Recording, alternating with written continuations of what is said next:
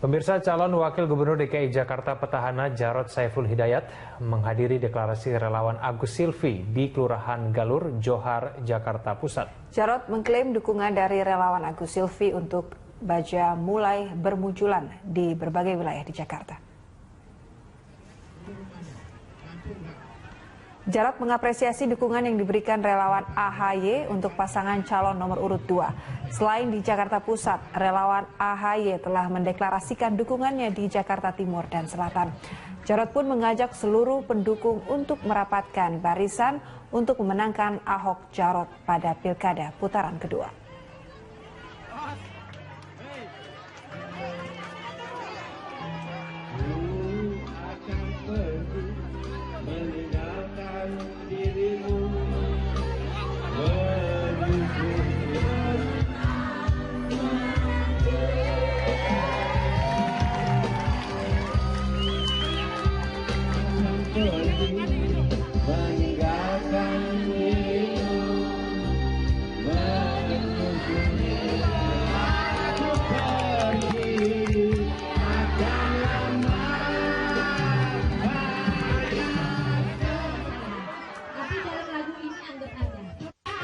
Relawan AHY banyak bermunculan di beberapa wilayah.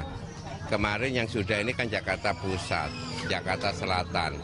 Ada juga kemarin datang dari Jakarta Utara. Kemudian mereka akan bikin deklarasi sendiri-sendiri. Kemarin sebenarnya ada deklarasi untuk Jakarta Timur di BKT. Tapi kami nggak bisa datang karena harus takziah untuk ke pemakaman Kiai Haji Hashim Muzadi di Depok. Paslon Gubernur DKI Jakarta berkampanye dengan beragam cara, mulai dari orasi kebangsaan, menggalang dukungan dari relawan, hingga belusukan. Informasi selengkapnya kita bergabung dengan Nadia Atmaji dan Minati Roshanta dari lokasi kampanye masing-masing paslon. Pertama kita akan ke Nadia. Nadia, apa saja agenda kampanye paslon nomor urut 2 pada hari ini, Nadia? Alfi, Wakil Gubernur DKI Jakarta nonaktif Jarod Saiful Hidayat pagi ini menghadiri dan menyampaikan orasi kebangsaan di Forum Komunikasi Putra Putri Purnawirawan dan Putra Putri TNI Polri. Dalam hal ini, Jarod menekankan pentingnya untuk menjaga Pancasila. Kemudian Jarod menghadiri pengajian di kawasan Pancoran, dan yang terbaru yang baru saja dihadiri oleh Jarod yaitu adalah deklarasi dukungan relawan Agus Silvi untuk Basuki Jarod.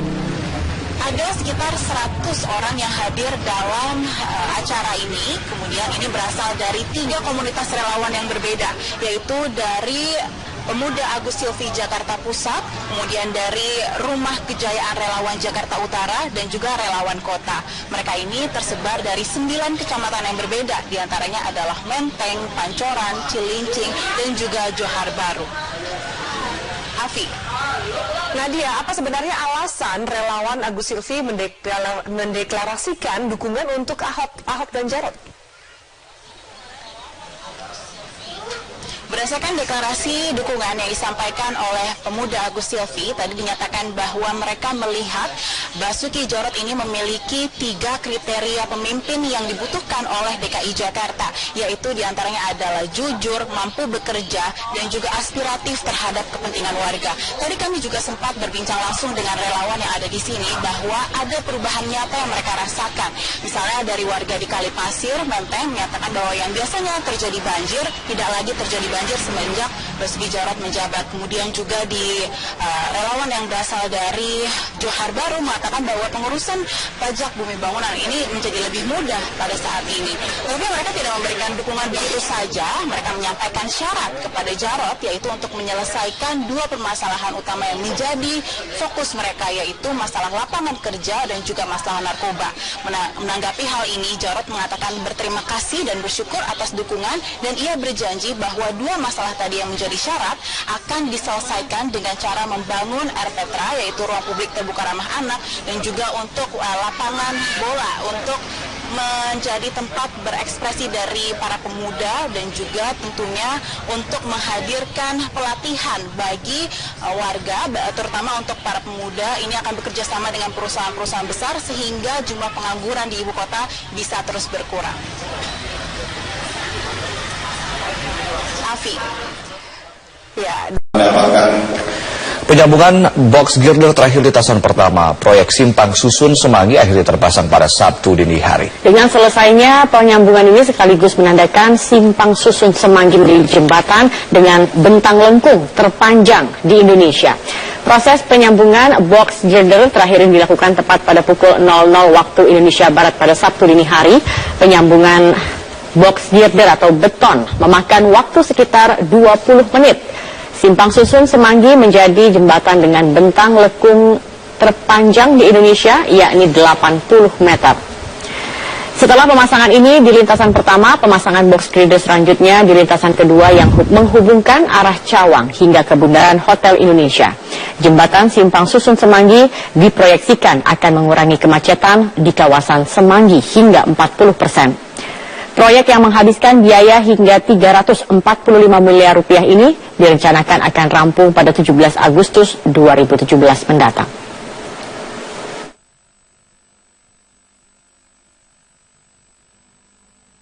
Dengan adanya penyediaan 2 rem ini, itu arus lalu lintas punya jalur masing-masing. Jadi dia tidak ada lagi benturan-benturan antar kendaraan. Kalau berdasarkan studi JIK itu mungkin bisa mengupgrade tingkat layanan lalu lintas itu sekitar 30-40%. Proyek pembangunan Simpang Susun Semanggi terus dikebut dan pemasangan box girder ke-22 di proyek Simpang Susun Semanggi sudah dilakukan tadi malam. Dan untuk informasi selengkapnya akan langsung disampaikan rekan Trianisha langsung dari Semanggi, Jakarta. Nisha, bagaimana selanjutnya proyek Simpang Susun Semanggi ini setelah box girder ke-22 telah dipasang? Ya, Zakia, setelah box girder yang ke-22 di Simpang Susun Semanggi ini sudah terpasang, artinya overpass di Jalan Jenderal Gatot Subroto, ini yang overpass Gatot Subroto yang menghubungkan antara Grogol dan juga Senayan ini sudah tersambung dan sudah rampung begitu. Dan menurut keterangan dari Kepala Dinas Bina Marga DKI Jakarta Yusmala Faizal mengatakan bahwa setelah rampungnya rem 1 Simpang Susun Semanggi, maka 2 minggu kemudian akan dikerjakan untuk rem 2 Simpang Susun Semanggi. Ada 2 rem yang akan dibangun di Simpang Susun Semanggi ini. Di proyek pembangunannya ada 2 rem. Untuk rem yang pertama itu adalah nantinya ini kendaraan dari arah Grogol ke Blok M tidak perlu berbelok melewati Kolong Semanggi, tapi bisa langsung naik Simpang Susun yang mengarah ke Blok M. Dan panjang untuk rem 1 ini rencananya adalah sekitar 796 meter. Dan untuk rem yang kedua yang akan dibangun 2 minggu lagi ini adalah keuntungannya adalah nanti bagi kendaraan dari arah Cawang untuk menuju Tamrin tidak perlu lagi berbelok melewati Kolong karena bisa langsung naik ke arah rem 2 Simpang Susun yang ke arah Tamrin, sehingga nantinya tidak lagi terjadi pertemuan antara pengendara jalan dari Gatot Subroto dan juga dari Jalan Jenderal Sudirman di kolong jembatan yang selama ini menyebabkan kemacetan yang begitu padat. Dan karena itu juga pembangunan atau proyek pembangunan Simpang Susun Semanggi ini memang diharapkan dapat mengurangi kemacetan hingga 40%. Dan informasinya adalah bahwa si proyek pembangunan Simpang Susun Semanggi ini adalah dibangun dengan teknologi yang terkini begitu. Ada 3 dimensi karena memiliki rem on dari bawah, kemudian membentang dan melingkar, dan juga rem off. Ini juga disebutkan bahwa setiap box girdernya ini adalah memiliki hitungan yang khusus sehingga akan selalu tepat pada saat pemasangannya seperti yang tadi malam. Box girder yang ke-22 ini tentunya dengan hitungan yang begitu tepat, karena apabila hitungannya ini tidak tepat nantinya akan menyebabkan bisa ambruk begitu di masa yang akan datang. Namun karena dengan hitungan yang begitu tepat tadi malam sudah bisa terpasang hanya dalam waktu durasi 20 menit saja. Dan ini adalah jembatan lengkung terpanjang di Indonesia dan diharapkan juga atau akan menjadi ikon Jakarta yang kedua setelah Monumen Nasional atau Monas.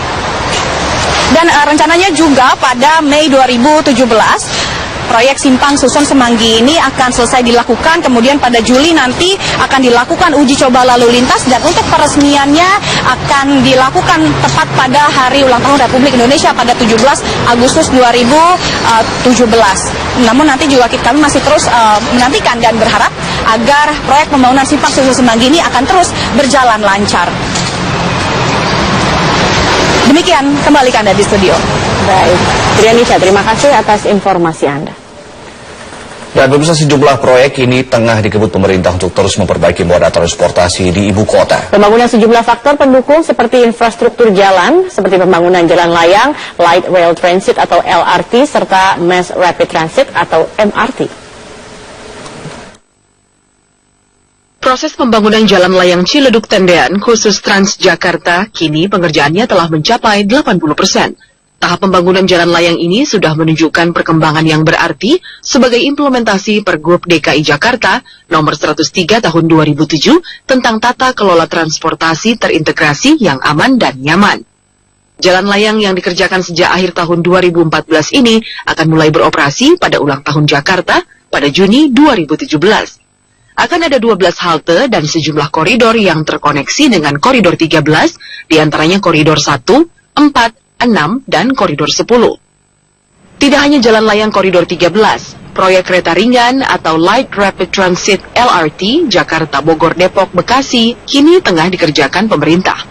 Saat ini proyek LRT Jakarta Bogor Depok Bekasi tengah dalam proses pengerjaan oleh BUMN PT Adikarya. Tahun ini pengerjaan proyek ditargetkan selesai 40% dan diharapkan mulai beroperasi di kuartal pertama tahun 2019.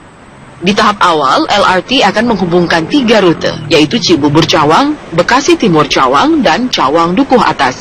Tahap kedua, LRT menghubungkan Bogor Cawang, Senayan, hingga kawasan Grogol. Proyek Mass Rapid Transit atau MRT ditargetkan akan rampung pada Maret 2019. Secara garis besar, pengerjaan MRT Jakarta sudah mencapai 65%. Targetnya, MRT akan mulai beroperasi pada awal tahun 2019. MRT Jakarta rencananya akan membentang kurang lebih 110,8 km yang terdiri dari koridor selatan utara, yakni Lebak Bulus Kota, dan koridor timur barat. Tim Liputan, Metro TV.